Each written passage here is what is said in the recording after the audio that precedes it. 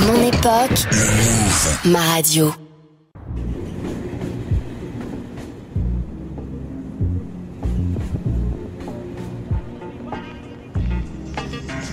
Allô la planète avec Eric Lange sur lemove.fr.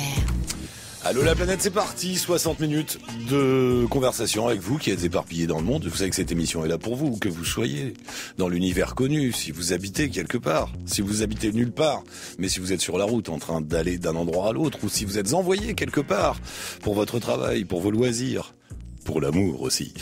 N'hésitez pas, vous nous joignez, vous nous racontez votre vie, ce que vous faites sur la planète, et où vous êtes, et elle est comment la planète vue de chez vous. Pour nous joindre et participer à cette grande discussion mondiale qui dure maintenant depuis 8 ans. Et ouais, il y en a du monde qui a raconté sa vie dans le monde et qui a raconté le monde depuis 8 ans. Pour participer, la page Facebook de l'émission, Allô la planète, bien sûr. Le bon vieux mail fonctionne encore très bien, allolaplanète@radiofrance.com, et puis le répondeur de l'émission, 01 56 40 54 54.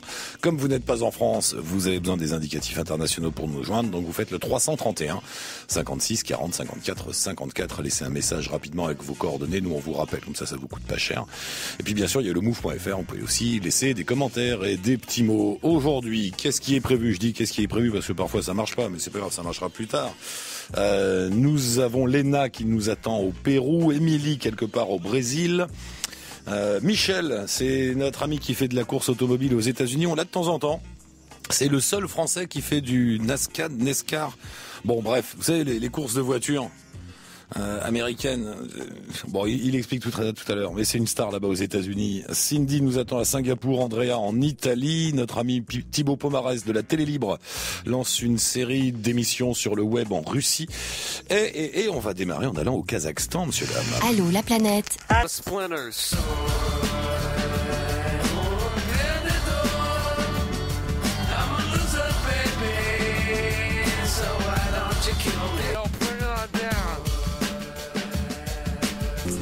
Et mesdames et messieurs, je vous présente un des sportifs français les plus connus aux États-Unis et moins connus en France, hélas, Michel Didier. Michel. Bonjour Eric. Bonjour, mais c'est vrai, tu fais une carrière incroyable, ça va toujours bien alors, j'ai vu ça. T'étais à Daytona. Ça continue, on est super heureux de cette continuité et de notre arrivée en NASCAR dans cette épreuve fabuleuse à Daytona. Alors il faut rappeler, tout à l'heure je m'en mêlais les pinceaux tout à l'heure en expliquant ce que tu fais. Donc t'es pilote automobile aux États-Unis. Aux États-Unis, il n'y a pas de Formule 1, c'est ça, hein, il n'y a pas de course de Formule 1 comme en Europe.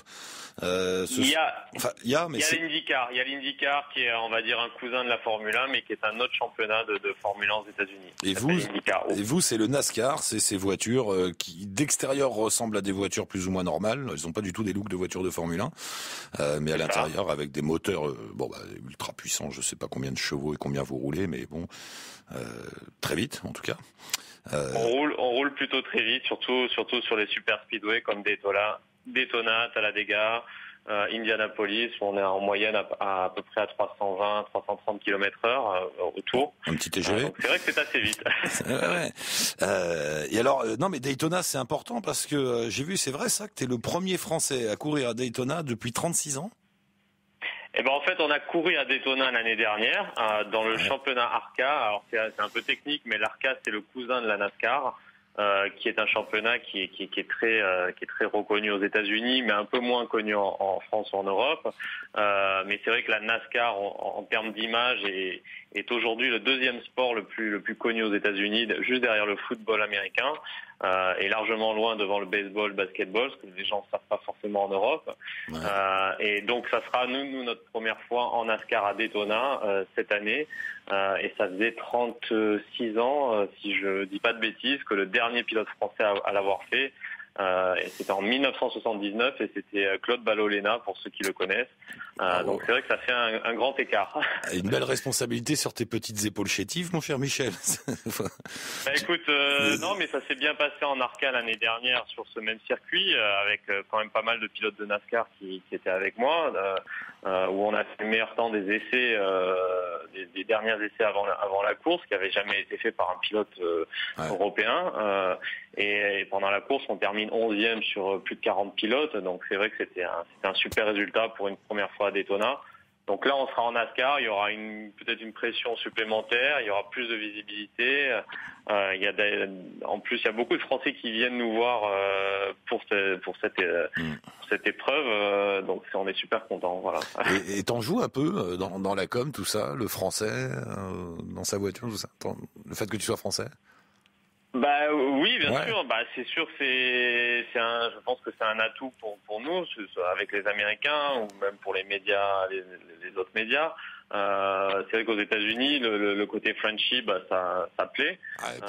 Les Américains adorent la France. Le peu qu'ils connaissent, ou pour ceux qui connaissent mieux, bah c'est vrai que c'est Paris, c'est le romantisme, c'est le luxe, c'est les arts, c'est la littérature, voilà. Ouais. Donc c'est vrai qu'on a, même s'ils connaissent pas bien la France, ils ont un retour très positif des Français et ils adorent la France. Voilà. Ça fait du bien d'entendre ça.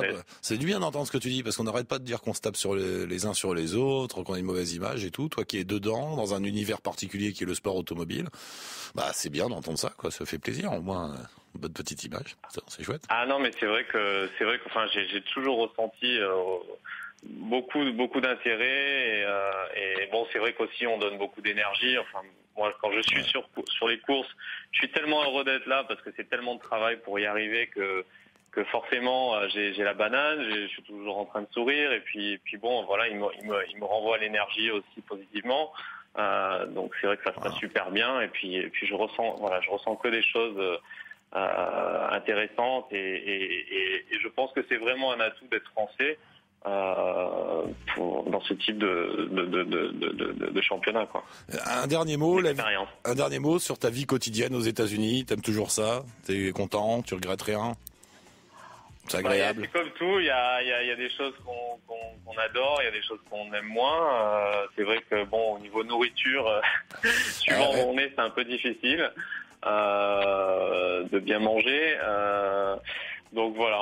Mais après, c'est vrai que pour nous, on y a tellement bossé qu'on est tellement heureux d'être là-bas que voilà, on peut pas se plaindre. Mais voilà, on parcourt des régions où il y a peut-être moins de Français qui y passent et on découvre des choses intéressantes. C'est vrai que ton milieu te donne accès à une Amérique, une vraie Amérique que nous en tant que touristes on voit peu ou on traverse vite mais qu'on ne côtoie pas. L'Amérique pure et dure, si je puis dire, là, les vrais de vrais qui vont voir les courses de bagnole le dimanche, tout ça, quoi, en buvant des Budweiser dans les tribunes. On va dans des régions, on va dans l'Ohio, dans le Michigan, dans le Kentucky. Après, on peut aller aussi en Floride, où en Daytona, c'est en Floride, c'est à côté d'Orlando. On va en Californie aussi, on peut aller à Las Vegas. Donc c'est vrai que c'est un panel quand même assez chouette. Assez chouette et c'est ça qui est intéressant dans notre aventure aussi, c'est qu'on découvre des choses que bon, si j'avais pas été pilote automobile, si j'avais pas couru en NASCAR, j'aurais jamais découvert autant de choses. Et c'est une aventure humaine fabuleuse, quoi. Michel, c'est gentil de penser à nous et de passer un petit coup de fil de temps en temps. Ravi de t'avoir eu. Bonne chance à toi. Enfin non, merde. Je sais pas ce qu'on dit Si, on dit merde aussi dans l'automobile. Bon, on peut le dire. En tout cas, on sera le 21 février prochain à Daytona. Et si jamais il y a des sponsors intéressés, on n'est pas avare de sponsors, donc. Ils peuvent me contacter via mon site internet michel-dizier.com avec grand plaisir. Ça marche. 21 février. Rendez-vous le 20 février, on te rappelle, à Daytona. Et puis on met un lien bien sûr avec ton site si des auditeurs veulent en savoir plus sur toi. Et si ce fameux auditeur millionnaire que je cherche depuis maintenant 8 ans se manifeste enfin, s'il a 2-3 notes de frais, il peut sponsoriser Michel. Voilà, ça marche. Avec grand plaisir. Merci Eric. Merci à toi Michel. Bravo, merci. À très bientôt. Ciao Michel. Ciao.